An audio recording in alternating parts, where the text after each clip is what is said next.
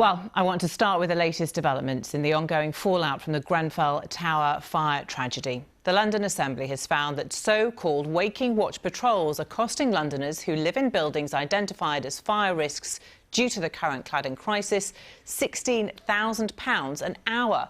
Guy Lynn has more. It's called a Waking Watch. Wardens on patrol in buildings yet to have unsafe cladding removed, who alert residents if there's a fire. Initial costs that we were asked to pay were about 120,000. Natalia's paying for a Waking Watch at her building, where flammable cladding similar to that in the Grenfell fire is being taken down. I can use this money elsewhere. I'm not having a job at the moment. I pay a lot of money. I can use them somewhere else for my personal own use. I find it really unfair that I've not been even consulted to pay those costs. And she's not alone. Same story here in Thamesmead. We have expanded polystyrene cladding, and that is considered so dangerous that they recommended we install 10 Waking Watch operatives to search 24/7 for fires, basically. Analysis by the London Assembly found that so-called Waking Watches are costing London residents £16,000 an hour, which works out at £12 million a month, or £145 million per year. I think the reason we're paying more is that there are more tall buildings, and obviously the tall buildings are more expensive than lower buildings. And I think obviously the costs of hiring anybody in London are going to be higher than they are in the rest of the country. The government says the London Assembly figures are wrong, and there is financial support for Waking Watches. Waking Watches came in after the Grenfell tragedy, where 72 people lost their lives. So this is about leaving nothing to chance. For many, though, there's just no end in sight to have to keep paying for something so expensive in already tough times. Well, Andrew, to you first on this. Why are Londoners having to pay a third more than the rest of the country for these Waking Watches? Well, they shouldn't be, quite clearly.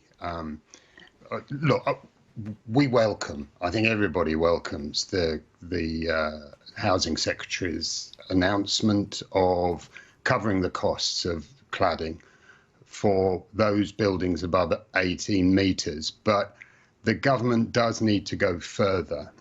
You know, it's not the fault through the failure of leaseholders that they are bearing these additional costs. It's the failure of regulation, and it is not reasonable for leaseholders to be asked to pay.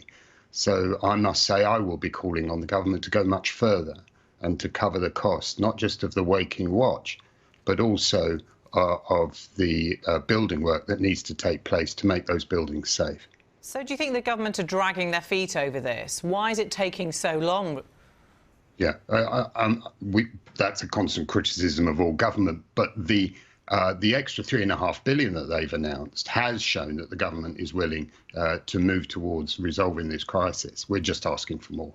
Can you make sense of this 18-metre threshold? Yes, it was originally a planning, a building control criteria for the safety of cladding on buildings. The reasoning was that if you're only less than 18 metres high in a building, then it's easier to exit, whereas obviously it's much more difficult to exit from taller buildings. But one of the things we've also got to ask ourselves is why we're still building tower blocks, why we're still building this typology of buildings that not only has proved to be less safe than more traditional low-rise developments, but also they're less efficient. And yet the mayor is putting application after application after application in to trap more people in the leasehold hell that so many Londoners have felt over the past few years. Rupa, you were shaking your head. Andrew has admitted the government needs to do more, go further. Yeah, they do. I mean, it seems that this is just a piecemeal, more bits of billions being chucked on. First of all, they were going to do it for only one type of cladding, ACM, but not the other one, HPL.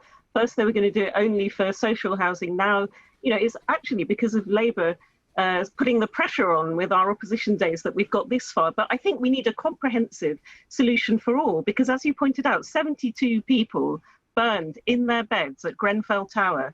Shameful thing, one of the richest boroughs in one of the richest countries on earth. And that should not have been in vain. And this 18-metre rule is completely nonsensical.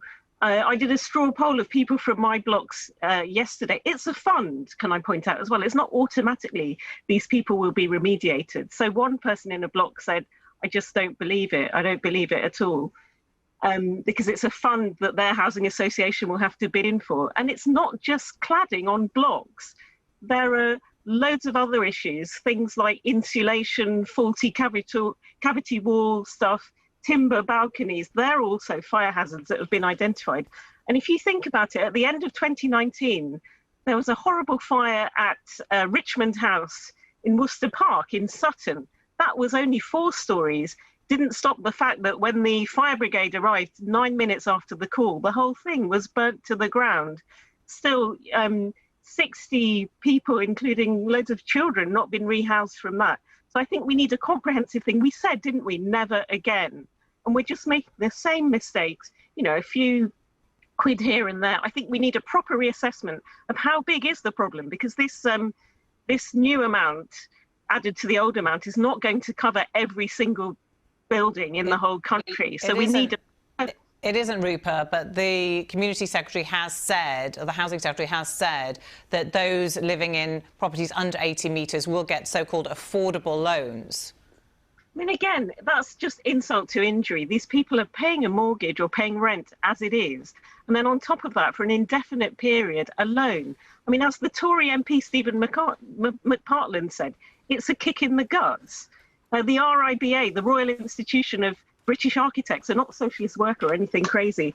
They have said that it massively underestimates the problem. So, I mean, this piecemeal bits and pieces here and there is not enough. You need a comprehensive strategy. And I'm afraid it is a building regulation failure, as Andrew said. If the building regs allowed it, then that meant that these sort of developers will do whatever they can on the cheap, because you can make fire retardant cladding as well, but they put a cheap solution in. I think government initially has to fork out for this, and then maybe they can go after developers.